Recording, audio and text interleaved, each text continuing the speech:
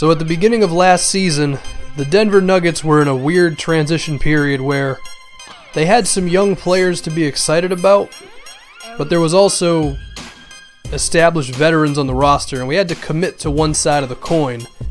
And with choosing to trade away guys like Wilson Chandler as well as J.J. Hickson and acquire names like KJ McDaniels as well as Justin Anderson to go along with our star player in Emmanuel Mudiay, we immediately became an exciting, fast, young team that we carried with us throughout last season.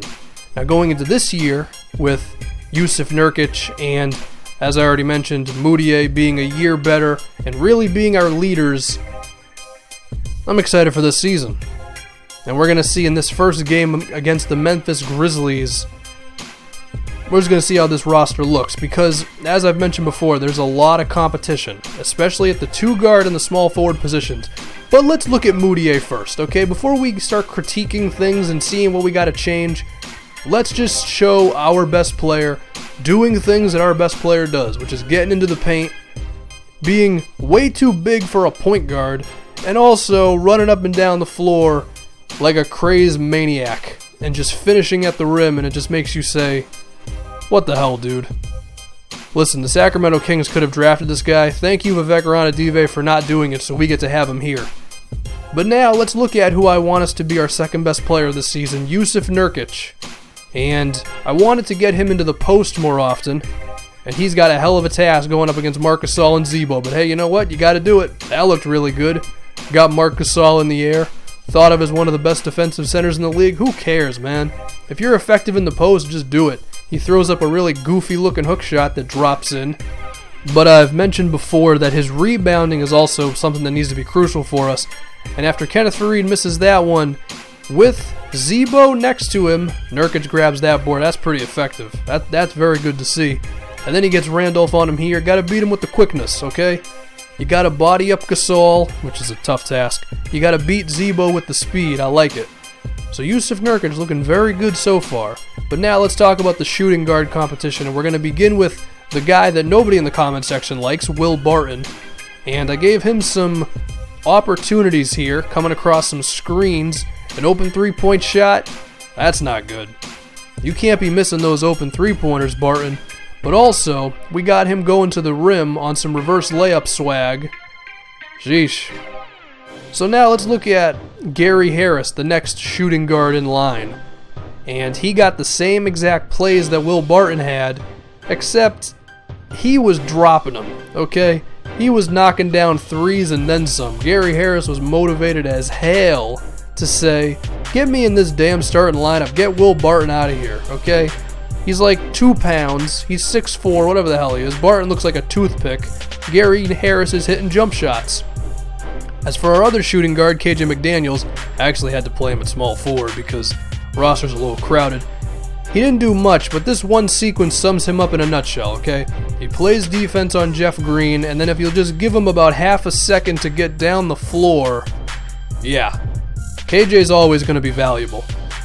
But Gary Harris is definitely in the lead in the shooting guard battle as of right now. Moving on to our small forwards, did you forget about Gallinari?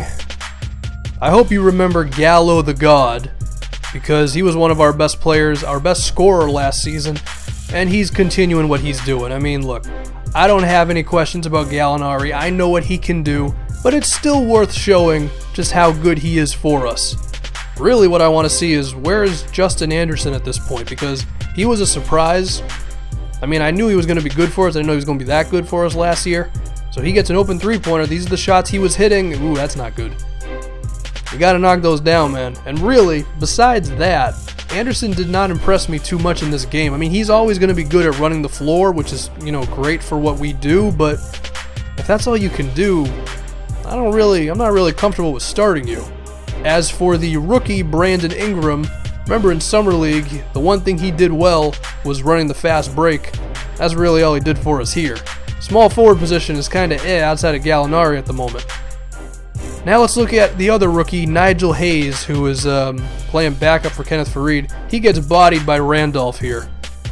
Now Hayes, he's got potential to be a good defender, as you will see here when Zebo does the hook shot.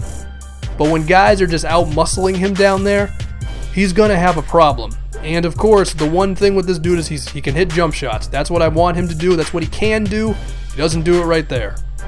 That's not good, man. If you're not hitting those shots, you cannot be very valuable for me. Now, with Jeff Green hitting that three-pointer, the end of this game is already starting to look a little, well, it's not good.